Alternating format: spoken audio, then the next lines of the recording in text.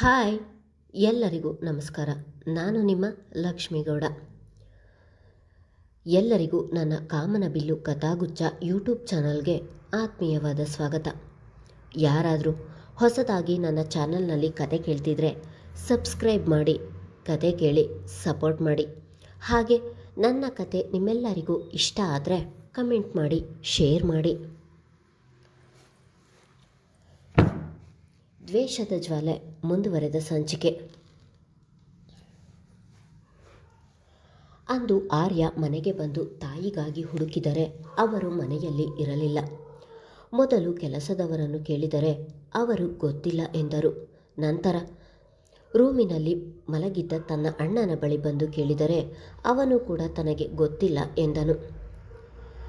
ಅಮ್ಮ ಹೇಳದೆ ಎಲ್ಲಿಗೂ ಹೋಗುವುದಿಲ್ಲವಲ್ಲ, ಇವತ್ತು ಎಲ್ಲಿಗೆ ಹೋದರು ಎಂದು ಯೋಚಿಸುತ್ತಾ ಸೋಫಾ ಮೇಲೆ ಕುಳಿತಿರುವಾಗಲೇ ವಸುಮತಿಯವರು ಅಳುತ್ತಲೇ ಒಳ ಬಂದಿದ್ದರು. ತಾಯಿ ಅಳುತ್ತಿರುವುದನ್ನು ನೋಡಿ ಗಾಬರಿಯಾಗಿ ಎದ್ದು ನಿಂತವನು, ಅಮ್ಮ ಏನಾಯಿತು? ಯಾಕೆ ಅಳ್ತಿದ್ದೀಯಾ? ಎಲ್ಲಿಗೆ ಹೋಗಿದ್ದೆ ಎಂದು ಒಂದೇ ಉಸಿರಿಗೆ ಪ್ರಶ್ನೆಗಳನ್ನು ಕೇಳಿದನು. ಮಗನ ಮಾತಿಗೆ ಉತ್ತರವನ್ನು ಕೊಡದೆ ಸೋಫಾ ಮೇಲೆ ಕುಸಿದು ಕುಳಿತು ಒಂದೇ ಸಮ ಅಳತೊಡಗಿದರು. ಇಂದು ಶ್ರಾವಣಿಯವರು ಆಡಿದ ಮಾತುಗಳು ವಸುಮತಿಯವರ ಮನಸ್ಸಿಗೆ ಬಹಳವೇ ನೋವನ್ನುಂಟು ಮಾಡಿದವು.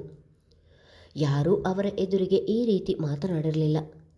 ಸಾಗರಿ ಮನೆಯಲ್ಲಿ ಅವರಿಗೆ ಬಹಳವೇ ಅವಮಾನವಾದಂತಾಗಿತ್ತು.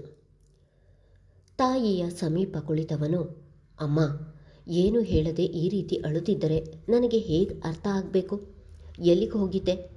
ಯಾಕೆ ಹೀಗೆ ಅಳುತ್ತಿದ್ದೀಯಾ ಎಂದನು ಆರ್ಯ. ಸಾಗರಿ ಮನೆಗೆ ಹೋಗಿದ್ದೆ ಎಂದು ಬಿಕ್ಕಳಿಸುತ್ತಲೇ ಹೇಳಿದರು.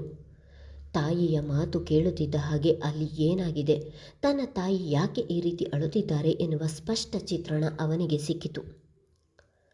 ಅಮ್ಮ, ನಾನು ಅಲ್ಲಿಗೆ ಹೋಗಬೇಡ ಎಂದು ಹೇಳಿದ್ದೇನೆ, ಮತ್ತ್ಯಾಕೆ ನೀನು ಅಲ್ಲಿಗೆ ಹೋಗಿದ್ದೆ? ಆವತ್ತು ಅಣ್ಣನಿಗೆ ಹೋಗಬೇಡ ಎಂದರು, ಅವನು ಹೋಗಿ ಅವಮಾನ ಮಾಡಿಸಿಕೊಂಡು ಬಂದ. ಇವತ್ತು ನೀನು ಹೋಗಿ ಅವಮಾನ ಮಾಡಿಸಿಕೊಂಡು ಬಂದಿದ್ದೀಯ. ಯಾಕಮ್ಮ? ನಿನ್ನ ಸೊಸೆಗೆ ಈ ಸಂಬಂಧ ಬೇಡ ಎಂದ ಮೇಲೆ ನಿನಗೆ ಯಾಕೆ ಬೇಕು ಹೇಳು?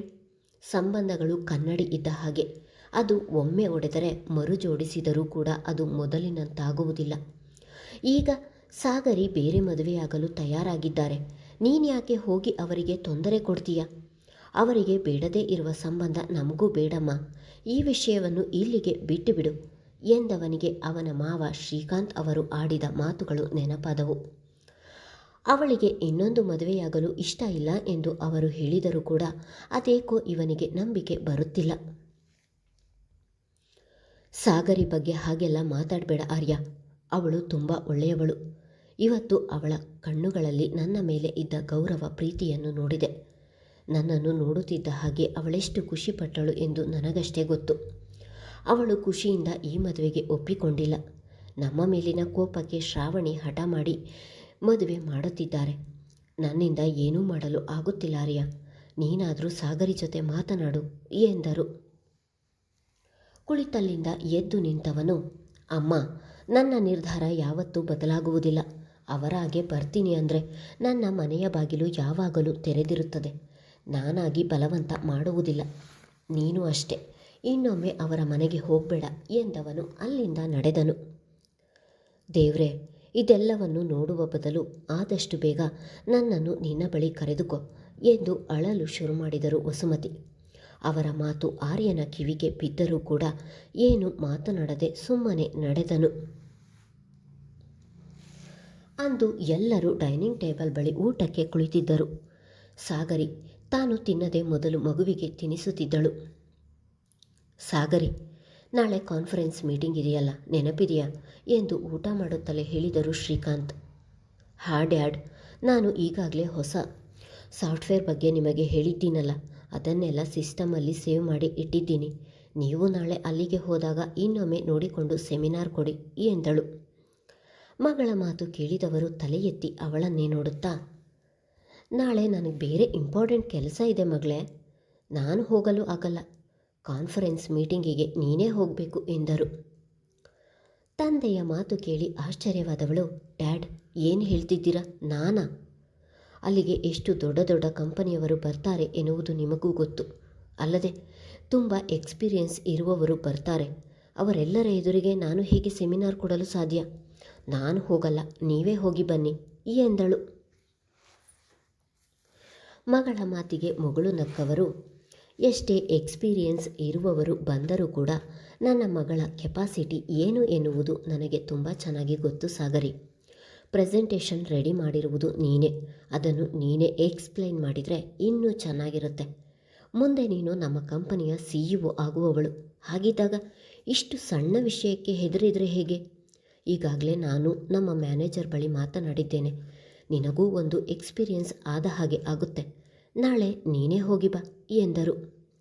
ತಂದೆ ಅಷ್ಟು ಹೇಳಿದ ಮೇಲೆ ಮತ್ತೆ ನಿರಾಕರಿಸಲು ಆಗದೆ ಮೌನವಾದಳು ಸಾಗರಿ. ಮಗಳು ಸುಮ್ಮನಾಗಿದ್ದೇ ದೊಡ್ಡ ಸಮಾಧಾನವಾಯಿತು ಶ್ರೀಕಾಂತ್ ಅವರಿಗೆ.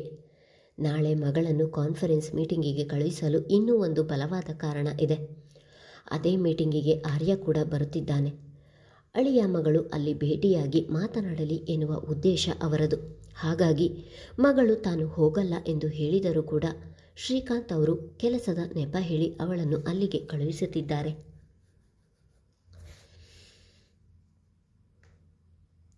ಇಂದು ನಗರದಲ್ಲಿ ನಡೆಯುತ್ತಿರುವ ಕಾರ್ಪೊರೇಟ್ ಸಮ್ಮಿಟ್ಗೆ ಎಲ್ಲ ದೊಡ್ಡ ದೊಡ್ಡ ಕಂಪನಿಗಳ ಮುಖ್ಯಸ್ಥರು ಆಗಮಿಸಿದ್ದಾರೆ.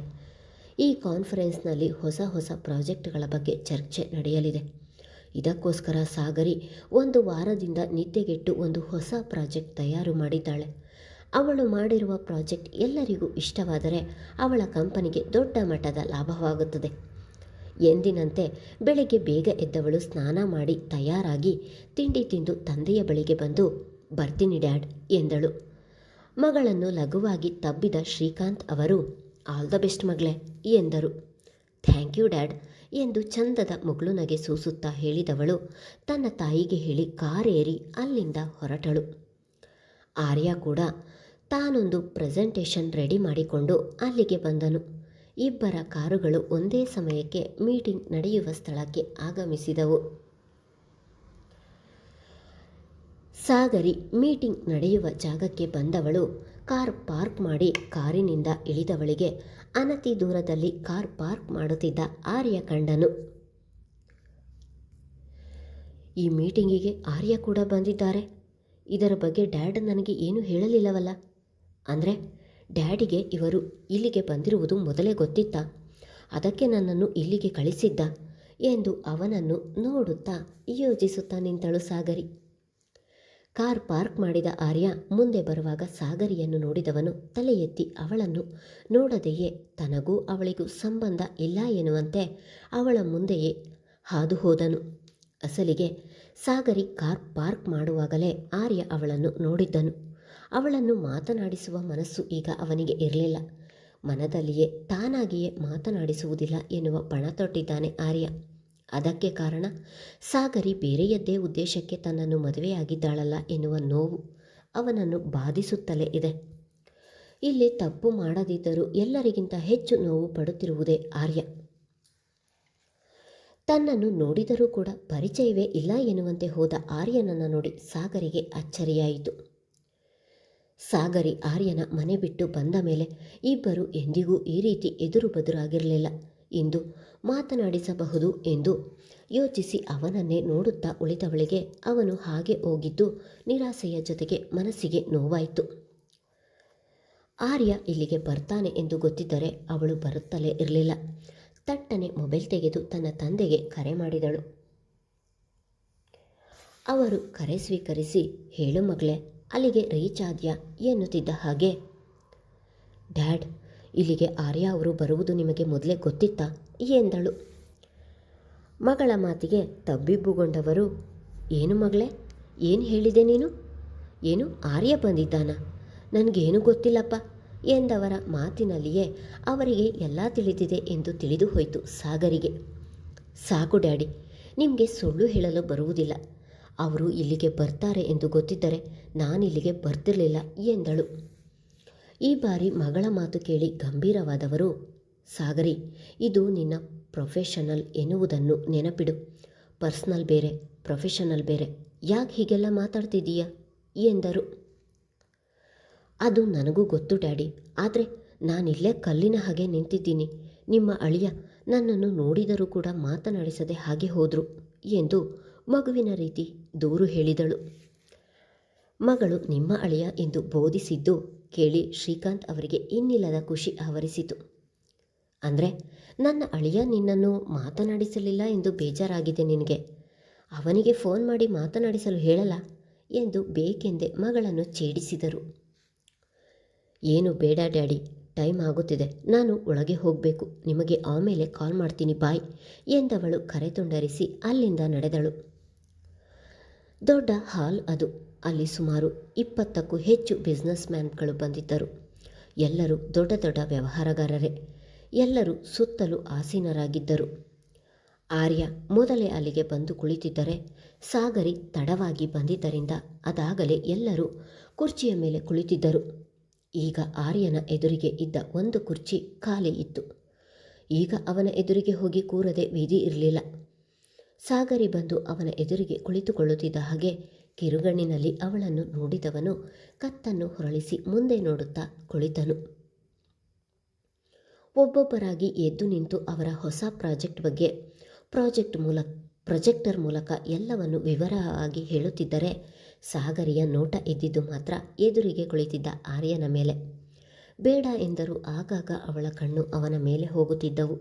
ಆರ್ಯ ಮಾತ್ರ ಅಪ್ಪಿತಪ್ಪಿಯೂ ಅವಳೆಡೆಗೆ ತಿರುಗಿ ನೋಡಲಿಲ್ಲ.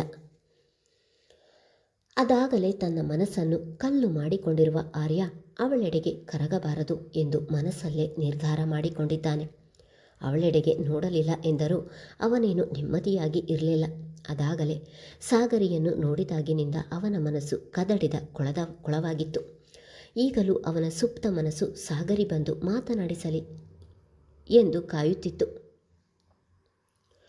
ಕುಳಿತಿದ್ದವರು ಒಬ್ಬೊಬ್ಬರಾಗಿ ಎದ್ದು ಬಂದು ಪ್ರೊಜೆಕ್ಟರ್ ಮೂಲಕ ಮಾತನಾಡುತ್ತಿದ್ದರು. ಈಗ ಸಾಗರಿಯ ಸರದಿ. ಈಗಲೂ ಕೂಡ ಆರ್ಯನನ್ನು ನೋಡಿಕೊಂಡು ಎದ್ದು ಹೋಗಿ ನಿಂತಳು. ಸ್ವಲ್ಪ ಸಮಯ ಅವನ ವಿಷಯಕ್ಕೆ ವಿಚಲಿತಳಾದರೂ ಕೂಡ ಎಲ್ಲರ ಎದುರು ಹೋಗಿ ನಿಲ್ಲುತ್ತಿದ್ದ ಹಾಗೆ ಅವಳ ಕರ್ತವ್ಯದ ಕರೆ ಅವಳನ್ನು ಎಚ್ಚರಿಸಿತು. ಕರ್ತವ್ಯದ ವಿಷಯದಲ್ಲಿ ಶಿಸ್ತಿನ ಮನುಷ್ಯೆ ಅವಳು. ಎಲ್ಲರ ಎದುರಿಗೂ ತಲೆ ಎತ್ತಿ ಗಂಭೀರವಾಗಿ ನಿಂತಳು. ಆರ್ಯ ಆಗಲೇ ಅವಳನ್ನು ನೇರವಾಗಿ ನೋಡಿದ್ದು. ಸಾಗರಿ ಮಾತ್ರ ಅವನನ್ನು ದೃಷ್ಟಿಯಿಟ್ಟು ನೋಡಲಿಲ್ಲ. ಹಾಗೆ ನೋಡಿದರೆ ಮತ್ತೆ ಅವಳ ಮನಸ್ಸು ವಿಚಲಿತವಾಗುತ್ತದೆ ಎನ್ನುವ ಭಯ ಇದ್ದೇ ಇತ್ತು. ಸಾಗರಿ ಬಗ್ಗೆ ಅಲ್ಲಿ ಎಲ್ಲರಿಗೂ ಗೊತ್ತಿದೆ. ಅವರ ಕಂಪನಿಯ ಬಗ್ಗೆಯೂ ಎಲ್ಲರಿಗೂ ಒಳ್ಳೆಯ ಅಭಿಪ್ರಾಯ ಇದೆ. ಸಾಗರಿ ಹಾಗೂ ಆರ್ಯ ಇಬ್ಬರು ಮದುವೆಯಾಗಿರುವುದು ಕೂಡ ಗೊತ್ತು. ಹಾಗೆ ಇಬ್ಬರು ಬೇರೆ ಬೇರೆ ಕಂಪನಿಯಿಂದ ಬಂದಿರುವುದು ಅಲ್ಲಿ ಕೆಲವರಿಗೆ ಅಚ್ಚರಿಯನ್ನುಂಟು ಮಾಡಿತು. ಇಂದು ಸಾಗರಿ ಬಹಳ ಸುಂದರವಾಗಿ ಕಾಣುತ್ತಿದ್ದಳು. ಇನ್ನು ಮದುವೆಯಾಗದ ಕೆಲವರ ಮನಸ್ಸಿನಲ್ಲಿ ಇವಳು ತನಗೆ ಸಿಗಲಿಲ್ಲವಲ್ಲ ಎನ್ನುವ ಅಸೂಯೆ ಮೂಡಿ ಮರೆಯಾಗಿದ್ದಂತೂ ನಿಜ. ಕಾನ್ಫರೆನ್ಸ್ ಹಾಲಿನಲ್ಲಿ ಪ್ರೊಜೆಕ್ಟರ್ ಮುಂದೆ ನಿಂತು ತನ್ನ ಪ್ರಾಜೆಕ್ಟ್ ಬಗ್ಗೆ ವಿವರಿಸುತ್ತಿದ್ದಾಗ ಅವಳಲ್ಲಿ ಆತ್ಮಸ್ಥೈರ್ಯ ಒಂದು ವಿಭಿನ್ನ ಆಕರ್ಷಣೆ ಮೂಡಿಸುತ್ತಿತ್ತು. ಅವಳು ಮಾತನಾಡುವ ಪ್ರತಿ ಮಾತಿನಲ್ಲೂ ಆತ್ಮವಿಶ್ವಾಸದಿಂದ ತುಂಬಿದ್ದು ವಿಷಯದ ಮೇಲೆ ಅವಳಿಗೆ ಇರುವ ಹಿಡಿತ ಸ್ಪಷ್ಟವಾಗಿ ತಿಳಿಯುತ್ತಿತ್ತು. ಅವಳ ಧ್ವನಿಯಲ್ಲಿ ಸ್ವಲ್ಪವೂ ಏರಿಳಿತವಿಲ್ಲದೆ ಮಾತನಾಡುತ್ತಿದ್ದಳು ಸಾಗರಿ. ಪ್ರೊಜೆಕ್ಟರ್ನಲ್ಲಿದ್ದ ಪ್ರತಿಯೊಂದು ಸ್ಲೈಡನ್ನು ಸುಲಭವಾಗಿ ವಿವರಿಸುವ ಅವಳ ಶೈಲಿ ಕೇಳುವವರ ಗಮನವನ್ನು ಸೆಳೆಯುತ್ತಿತ್ತು. ಅಲ್ಲಿದ್ದ ಅನುಭವಸ್ಥ ವ್ಯವಹಾರಗಾರರು ಸಾಗರಿಯನ್ನು ನೋಡಿ ಈ ಹುಡುಗಿ ಇನ್ನೂ ಎತ್ತರದ ಸ್ಥಾನಕ್ಕೆ ಹೋಗುತ್ತಾಳೆ ಎಂದು ಮನದಲ್ಲೇ ಹೇಳಿಕೊಂಡರು. ತನ್ನದೇ ಧಾಟಿಯಲ್ಲಿ ಎಲ್ಲರಿಗೂ ಧನ್ಯವಾದ ತಿಳಿಸಿ ಬಂದು ತನ್ನ ಜಾಗದಲ್ಲಿ ಕುಳಿತಳು ಸಾಗರಿ. ಈಗ ಆರ್ಯನ ಸರದಿ. ತಾನು ಸಾಗರಿಯಷ್ಟು ಪರ್ಫೆಕ್ಟ್ ಆಗಿ ಸೆಮಿನಾರ್ ನೀಡುವುದಿಲ್ಲ ಎಂದು ಯೋಚಿಸಿದವನಿಗೆ ಒಳಗೆ ಅಳುಕುಂಟಾಯಿತು. ಹಾಗಂತ ಈಗ ಹಿಂದೆ ಸರಿಯಲು ಆಗುವುದಿಲ್ಲ. ತನ್ನ ಕಂಪನಿಯ ಮರ್ಯಾದೆ ಪ್ರಶ್ನೆ. ತನ್ನಲ್ಲೇ ಹೇಗೋ ಧೈರ್ಯ ತಂದುಕೊಂಡು ಹೋಗಿ ಎಲ್ಲರ ಎದುರು ನಿಂತನು. ಈಗಲೂ ಕೂಡ ಸಾಗರಿಯ ನೋಟ ಆರ್ಯನಿಂದ ಆಚೀಚೆ ಕದಲಲಿಲ್ಲ. ತನ್ನ ನೇರ ನೋಟದಲ್ಲಿ ನೋಡುತ್ತಿದ್ದ ಸಾಗರಿಯನ್ನು ನೋಡಿದ ಆರ್ಯನಿಗೆ ಅವಳು ತನ್ನನ್ನೇ ರೆಪ್ಪೆ ಮುಚ್ಚದೆ ನೋಡುತ್ತಿರುವುದು ಅರಿವಾದಾಗ ತಟ್ಟನೆ ನೋಟ ಬದಲಿಸಿ ಇಂದು ತಯಾರು ಮಾಡಿಕೊಂಡು ಬಂದಿದ್ದ ವಿಷಯವನ್ನು ಎಲ್ಲರ ಎದುರಿಗೂ ಅರುಹಿ ತನ್ನ ಜಾಗದಲ್ಲಿ ಬಂದು ಕುಳಿತನು. ಆಗಲೂ ಸಾಗರಿಯ ನೋಟ ಆರ್ಯನ ಮೇಲೆಯೇ ಇತ್ತು. ಮೀಟಿಂಗ್ ಮುಗಿದ ನಂತರ ಎಲ್ಲರೂ ಒಬ್ಬೊಬ್ಬರಾಗಿ ಅಲ್ಲಿಂದ ಹೊರಡುತ್ತಿದ್ದರು. ಸಾಗರಿ ಮಾತ್ರ ಆರ್ಯ ಕುಳಿತಿರುವುದನ್ನು ನೋಡುತ್ತಿದ್ದಳು. ಅವನು ಮೇಲೆದ್ದು ಹೊರಗೆ ಹೋಗದಿರುವುದನ್ನು ನೋಡಿ ತಾನೇ ಎದ್ದು ನಡೆದಳು. ಅವಳು ಹೊರಗೆ ಹೋದದ್ದನ್ನು ಖಚಿತಪಡಿಸಿಕೊಂಡವನು ತಲೆ ಎತ್ತಿ ಉಸಿರನ್ನು ಹೊರದಬ್ಬಿ ತಾನೂ ಕೂಡ ಎದ್ದು ಅವಳ ಹಿಂದೆಯೇ ನಡೆದನು. ಆಗಲೇ ಸಾಗರಿ ಅವಳ ತಂದೆ ಶ್ರೀಕಾಂತ್ ಅವರು ಕರೆ ಮಾಡಿದರು. ಅವರ ಜೊತೆ ಮಾತನಾಡಿಕೊಂಡು ನಡೆಯುತ್ತಿದ್ದವಳು ಕಾಲು ತೊಡರಿ ಬೀಳಬೇಕು ಎನ್ನುವಷ್ಟರಲ್ಲಿ ಅವಳ ಹಿಂದೆಯೇ ಬರುತ್ತಿದ್ದ ಆರ್ಯ ಓಡಿ ಬಂದು ಸಾಗರಿಯನ್ನು ಬೀಳದಂತೆ ಹಿಡಿದನು. ಇನ್ನೇನು ಬಿದ್ದೆ ಎಂದು ಭಯದಲ್ಲಿ ಕಣ್ಣು ಮುಚ್ಚಿದ ಸಾಗರಿ ಯಾರು ಬೀಳದಂತೆ ಹಿಡಿದಾಗ ನಿಧಾನವಾಗಿ ಕಣ್ತೆರೆದು ನೋಡಿದಳು. ತನ್ನ ನಡು ಹಿಡಿದು ಸಮೀಪದಲ್ಲಿ ನಿಂತಿರುವ ಆರ್ಯನನ್ನು ನೋಡಿ ತನ್ನ ಕಣ್ಣನ್ನು ತಾನೇ ನಂಬದವಳಂತೆ ಅವನನ್ನೇ ನೋಡುತ್ತಾ ಉಳಿದಳು. ನಡೆಯುವಾಗ ಆಗಲಿ ಜೀವನದಲ್ಲಿ ಆಗಲಿ ಹುಷಾರಾಗಿರಬೇಕು. ನಡೆಯುವಾಗ ಬಿದ್ದರೆ ಏಟಾಗುತ್ತೆ, ಜೀವನದಲ್ಲಿ ಬಿದ್ದರೆ ಏಳುವುದು ಕಷ್ಟ ಎಂದನು. ಅವನ ಮಾತು ಕೇಳಿ ಸಾಗರಿ ಕಣ್ಣು ತುಂಬಿದವು. ಸಾಗರಿ ಮೊಬೈಲ್ ಬಿಗಿಯಾಗಿ ಹಿಡಿದಿದ್ದರಿಂದ ಆರ್ಯನ ಮಾತು ಶ್ರೀಕಾಂತ್ ಅವರಿಗೆ ಸ್ಪಷ್ಟವಾಗಿ ಕೇಳಿಸಿದವು. ಮುಂದುವರಿಯುವುದು. ಕಥೆಯ ಬಗ್ಗೆ ನಿಮ್ಮ ಅಭಿಪ್ರಾಯ ತಿಳಿಸುವುದು ಮರೆಯಬೇಡಿ. ಧನ್ಯವಾದಗಳು.